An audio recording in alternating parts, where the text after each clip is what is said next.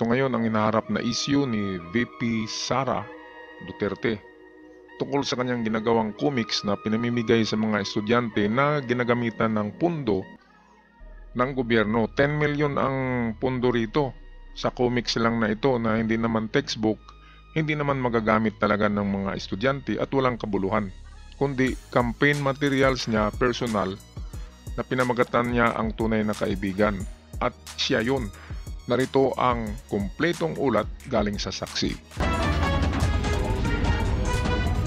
Natanggap na ni Senador Risa Hontiveros ang librong Isang Kaibigan na isinulat ni Vice President Sara Duterte at gagastusan ng gobyerno ng 10 milyong piso para ipamahagi sa mga batang estudyante. Nagascan ko pa lang eh. Colorful yung illustrations. Tapos, mamaya basahin ko verbatim yung mga Siyempre, colorful talaga yung mga illustration kasi elementary, pambata, di ba? Well, ito ay mind conditioning according to psychologist. Bata pa lang, kinukondisyon mo na ikaw si Sara, ikay tunay na kaibigan. At ginamitan mo lang ng mga cute na hayop tulad ng mga owl, ng mga ibon na nagrepresenta sa iyong sarili. At nandyan ang kwento ng buhay niya. Ang mga characters lang dyan ay ibon. Pero hindi naman masama ang ganyan kapag pera mo ang ginamit mo dyan. Kasi yan ay campaign materials, advance campaign materials para sa eleksyon. Ang hindi maganda, kaya pinatawag siya sa Senado, ay ang paggamit ng 10 million pesos sa walang kabuluhan na comics na ipamimigay sa estudyante. Walang makukuhang aral doon ng estudyante dahil hindi yun textbook, hindi yun akma sa mga subjects nila. O kaya ako yung nagtatrabaho 2 years sa DepEd at maraming controversial issue tungkol sa mga textbook na maling-mali, textbook na mali ang pagka-edit, textbook na mali ang mga solusyon. Halimbawa sa mathematics, maling-mali. Kaya kahit na textbook nga, ay meron pa ring kontrobersya. Lalo na itong comics lang. Patuloy tayo sa balitang ito. Pinadala ito ng bise, gaya ng pangako kahapon, matapos niyang hindi detalye ang kwento ng isinulat niyang libro, sabay sabing pinupolitika ang budget hearing. Madam Chair, the explanation is in the title, Isang Kaibigan. It's about friendship. Kung sana ganun yung naging sagot sa simula pa. Di ba? Napakasimple. Simpleng tanong, dapat simpleng sagot. November 2023 nang ilunsad ni VP Sara ang librong ito na kanyang iniakda. Merong isang ibon at marami siyang kaibigan. Merong nangyaring unos sa buhay niya at nawala lahat ng mga kaibigan niya. Akala niya nawala lahat, pero merong isa na bumalik at tumulong sa kanya. At yun yung lesson doon sa libro. Yun yung boyfriend mo. Yung friendship and kindness.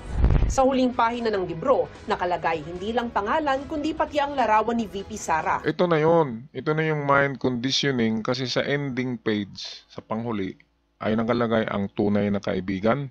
Kilalanin si Inday Sara Duterte. Itong si Sara ay binoto ko ito nung nakaraang eleksyon. Isa ako sa bumoto niyan dahil taga Mindanao nga. Pati yung kanyang tatay, binoto ko yun dahil astig. Kahit nga sinasabi ng mga kalaban ng mga Duterte na mga mga goons, palaging nagmura, pero sa akin okay lang kasi astig. At baka ito na talaga yung inintay natin na klaseng mamahala sa Pilipinas. Pero ganun pa rin. Pirang pera pa rin. Ginagatasan pa rin ang kaban ng bayan. Kaya oras na para tayo magising sa katotohanan at hindi sa mga politiko na mga gumagamit ng pera ng bayan. Tapusin na natin ang video. At nakasulat na isa siyang tunay na kaibigan.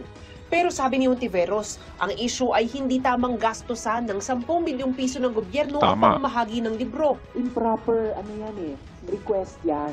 Dahil kung meron kang sinulat na libro, hindi dapat gamitan. Ang tanong diyan, bakit na-release yung 10 million kaagad, di ba? Dahil ba sa anak ng dating astig na presidente? Hindi dapat ganyan kasi pera yan ng pera ng mga tao galing sa taxes. So dapat istriktuhin talaga ang pagpalabas ng mga pera kung anong ilalagyan yan. Kung nakakatulong ba talaga, di ba? Ng government funds at taxpayers' money para ipamudmod. Textbook ba yan? Approved ba ng DepEd? Hindi. Ako, kung pag-usapan natin yung textbook problem ng DepEd, Ang dami. nakaraang 2 taon, ang daming problema, di ba? Hindi siya barya.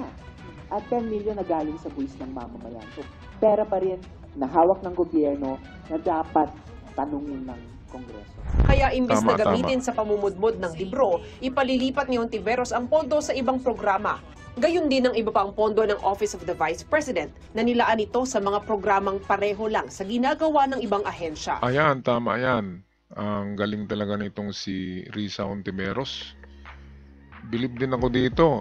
Nung nag-umpisa ba itong si Risa, akala ko ano lang to pang decoration lang kasi maganda at newscaster lang. Pero yun pala ay matalino pala. Kaya itong mga klaseng tao na dapat suportahan natin, itong mga talagang malinis, walang bahid ng mga graft or paggamit ng pera ng opisina o ng gobyerno. At hanggang sa muli mga ka-good news, ako'y magpapaalam na bato-bato sa langit, ang tamaan huwag magalit, bawal ang pikon. Sabi ni Ted Filon yan. At hanggang sa muli, God bless the Philippines. Ingat kayo lahat. Sambayanan, Pilipinas.